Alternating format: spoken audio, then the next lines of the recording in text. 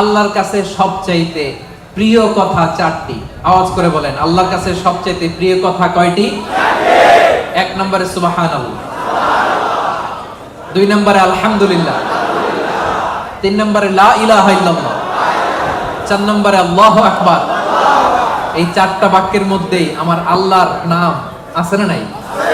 সুবহানাল্লাহ আছে না নাই? আলহামদুলিল্লাহ আছে না নাই? লা ইলাহা ইল্লাল্লাহ আছে না নাই? আল্লাহু আকবারের মধ্যে এই জিকির শ্রেষ্ঠ জিকির। করতে রাজি আছেন?